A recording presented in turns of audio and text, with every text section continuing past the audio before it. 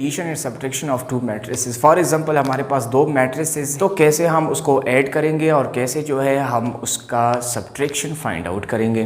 तो addition and subtraction of two matrices, इसके लिए एक ज़रूरी कंडीशन है, एक बहुत ही इंपॉर्टेंट कंडीशन है कि if both the matrices have same order, अगर दोनों मैट्रिसेस का ऑर्डर सेम है तो फिर इसका एडिशन भी पॉसिबल है और इसका सब्ट्रैक्शन भी पॉसिबल है।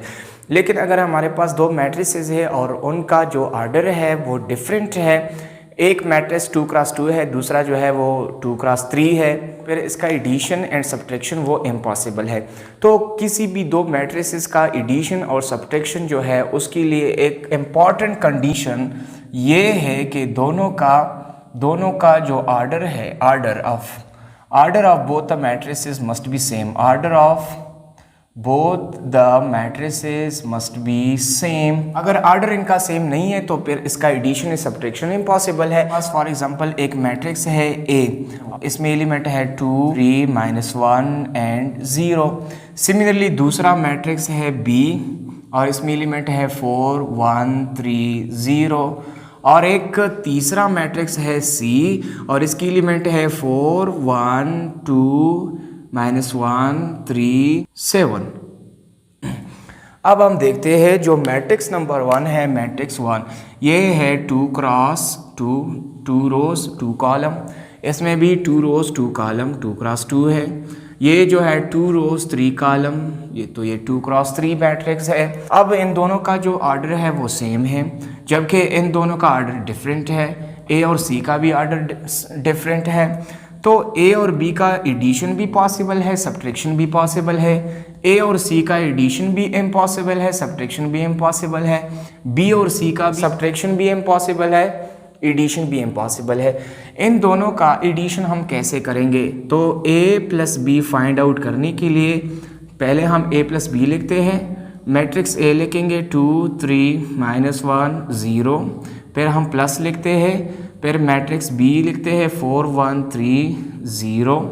अगले स्टेप में हम इसको डायरेक्टली सॉल्व करते हैं, यानी 2 + 4 6, 3 + 1 4, -1 + 3 is 2 एंड 0 + 0 is 0। ये हुआ इसका एडिशन। सिमिलरली हम इसका सब्ट्रैक्शन करते हैं, तो A - B, पहले हम मैट्रिक्स A लिखते हैं 2, 3, -1, 0, फिर हम माइनस लिखते हैं और मैट्रिक्स B लिखते हैं 4, 1, 3, 0। अब हम डायरेक्टली इसका सब्ट्रैक्शन फाइंड करते हैं, डायरेक्टली एक ही स्टेप में। 2 - 4 तो हो जाएगा -2, 3 - 1 is 2, -1 - 3 is -4 एंड 0 - 0 is 0। तो ये हुआ इसका A - B यानी सब्ट्रैक्शन, जो कि पॉसिबल है, हमने फाइंड आउट कर लिया। अब इस सूरत में अगर हम देखते हैं B + C, अगर हम B + C को फाइंड आउट करते हैं तो फर्स्ट एलिमेंट के साथ फर्स्ट ऐड होगा, सेकंड एलिमेंट के साथ जो है सेकंड एलिमेंट ऐड होगा, थर्ड के साथ थर्ड, फोर्थ के साथ फोर्थ। लेकिन ये 3, 7 यहाँ पे मौजूद है, यहाँ पे जो है थर्ड कॉलम हमारे पास मौजूद नहीं है।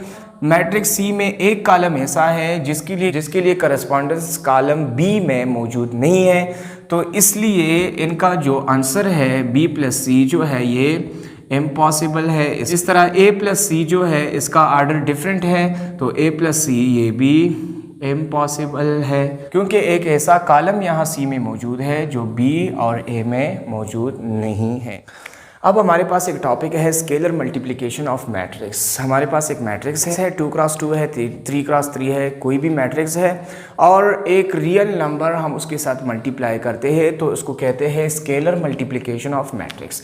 जब भी किसी मैट्रिक्स के साथ हम कोई भी रियल नंबर मल्टीप्लाई करते हैं तो उसको कहते हैं scalar multiplication of matrix. For example एक मैट्रिक्स है A, इसमें कुछ एलिमेंट है A, B, C, D। अब हमारे पास एक रियल नंबर है K और K हम मल्टीप्लाई करते हैं A के साथ, तो K को जब हम A के साथ मल्टीप्लाई करते हैं तो ये K पूरे A के साथ मल्टीप्लाई होगा, यानी ये K A के साथ भी मल्टीप्लाई है, B के साथ भी, C के साथ भी और D के साथ भी। यानी हम इसको यूँ सॉल्व करते हैं K × A, K × B, K × C, K × D। और ये हमारे पास इसका आंसर होगा।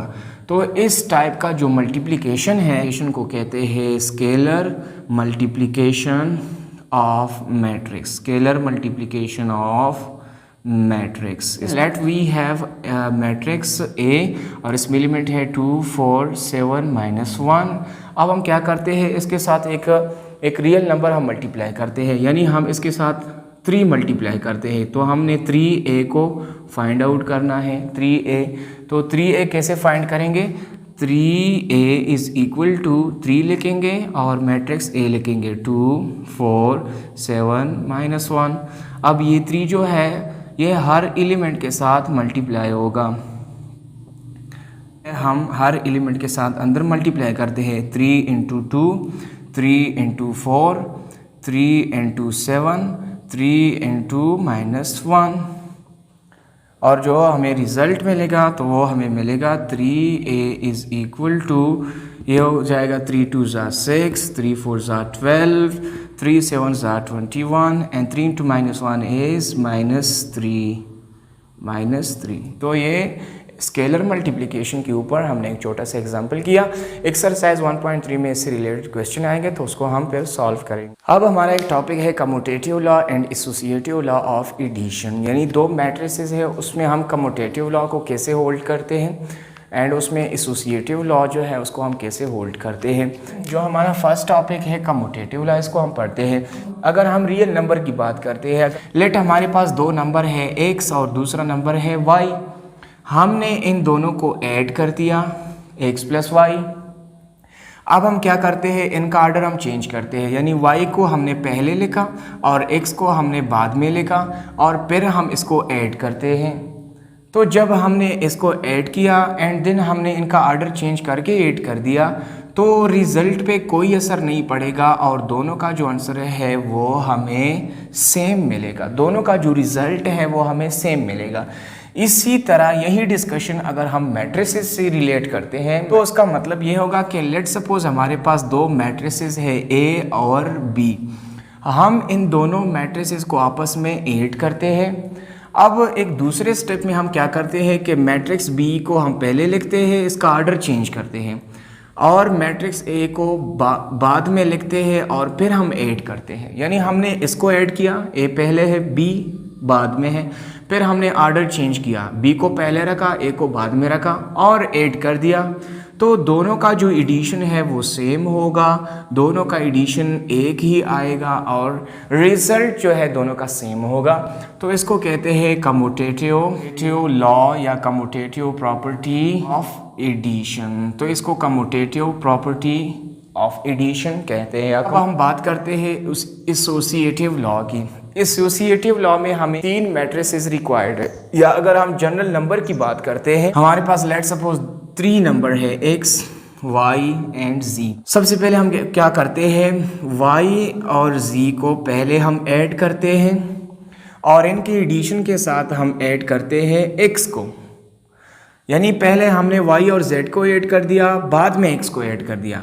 अब हम क्या करते हैं, दूसरे स्टेप में हम ये करते हैं कि हम x और y को पहले ऐड करते हैं और इसके बाद इसके साथ इसका जो रिज़ल्ट आएगा फिर हम इसके साथ z ऐड करते हैं, हम y z ऐड करते हैं, लास्ट में x को ऐड करते हैं। या अगर हम ऐसा करें कि x और y को पहले ऐड करते हैं, यानी जो ब्रैकेट वाला ऑपरेशन है वो हम फर्स्ट करते हैं एंड लास्ट में हम z को ऐड करते हैं, तो दोनों का जो रिज़ल्ट है वो हमें सेम मिलेगा।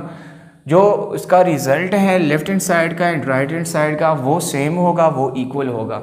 यही डिस्कशन अगर हम रिलेट करते हैं मैट्रिक्स के साथ तो हम ये कहेंगे कि फॉर एग्जांपल हमारे पास 3 मैट्रिसेस हैं A, B और C। एसोसिएटिव के लिए हमें 3 मैट्रिसेस चाहिए A, B एंड C। पहले हम क्या करते हैं, B और C को हम ऐड करते हैं। हमने B और C मैट्रिक्स को ऐड कर दिया पहले, ब्रैकेट का मतलब ये है कि हमने ये ऑपरेशन फर्स्ट किया, इसका जो रिज़ल्ट हमें मिला उसके साथ हमने मैट्रिक्स ए बी ऐड कर दिया। अब हम क्या करते हैं कि ए और बी को पहले ऐड करते हैं आपस में और इसका जो रिज़ल्ट आता है उस रिज़ल्ट के साथ हम सी को ऐड करते हैं। तो दोनों केसेस में जो रिज़ल्ट है वो इक्वल आएगा और दोनों का जो हमें आंसर मिलेगा वो सेम मिलेगा, यानी इसका आंसर और इसका आंसर सेम मिलेगा, और जो इसका रिज़ल्ट है दोनों का वो डिफरेंट नहीं होगा, वो बिल्कुल सेम होगा। तो इसको कहते हैं कम्यूटेटिव लॉ ऑफ एडिशन, और ये जो है इसको कहते हैं associative law of addition, associative law of addition या एसोसिएटिव प्रॉपर्टी ऑफ एडिशन भी इसको कहते हैं। अब इन दोनों के ऊपर हम एक एक एग्जांपल जो है वो सॉल्व करते हैं, तो फिर इसका आइडिया बेहतर तरीके से आपके समझ में आएगा।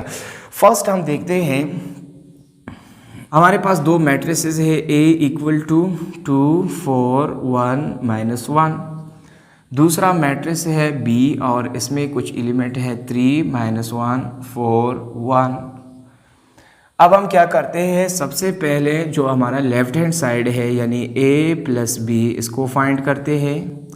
तो A की जगह मैट्रिक्स A लिखते हैं, फिर प्लस, और फिर B की जगह हम लिखते हैं मैट्रिक्स B 3 -1 4 एंड 1। दोनों को हम ऐड करते हैं तो हमें दोनों का रिजल्ट मिलेगा, यानी A प्लस B हमें मिलेगा। मैं डायरेक्टली ऐड करता हूँ, 2 + 3 = 5, 4 -1 इज़ 3, 1 + 4 is 5, -1 + 1 is 0। तो इसका हमें, ये हमारा जो है लेफ्ट हैंड साइड है, मैं इसको डिनोट करता हूँ यानी 1 के साथ।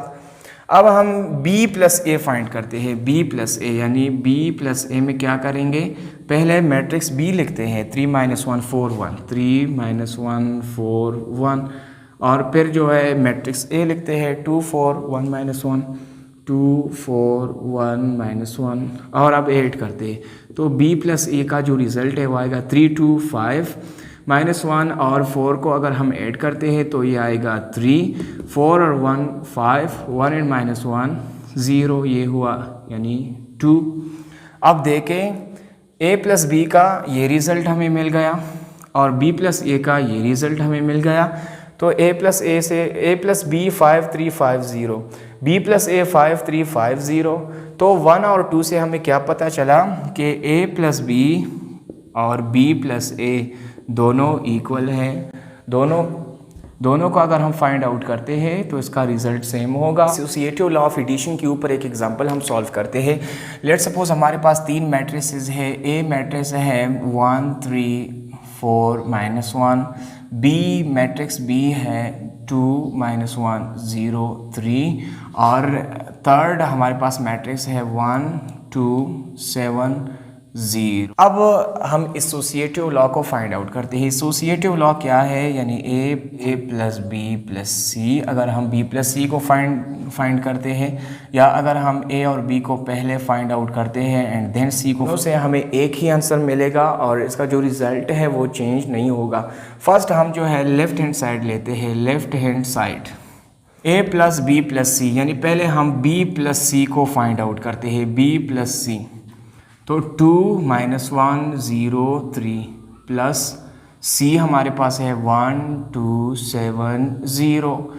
B + C को हम फाइंड करते हैं, 2 + 1 है 2 + 1 -1 + 2 0 + 7 3 + 0, और इसका जो आंसर आएगा यानी जो B + C का आंसर आएगा वो होगा 3 1 7 3। इसको हम सॉल्व करते हैं, 2 - 1 is 1, 7 + 0 is 7 एंड 3 + 0 is 3। तो ये B + C का हमें रिजल्ट मिला। अब A + B + C इसको फाइंड आउट करते हैं। तो A + B + C, पहले हम मैट्रिक्स A लिखते हैं, matrix A 1 3 4 -1 plus B + C तो हमने फाइंड आउट कर लिया है, B + C ये है। तो B + C की जगह हम लिखते हैं 3 1 7 3, और इसको सॉल्व करते हैं।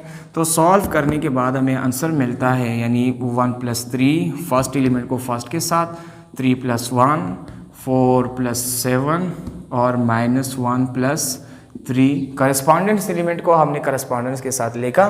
तो हमें फाइनली जो हमारा लेफ्ट हैंड साइड है यानी A + B + C, इसका रिज़ल्ट हमें मिलता है 4। इसको सॉल्व करें तो 4, इसको सॉल्व करें तो 11, और 3 - 1 को सॉल्व करें तो ये हो जाएगा 2। ये हमारा लेफ्ट हैंड साइड है, यानी a प्लस बी प्लस सी हमारा लेफ्ट हैंड साइड का आंसर।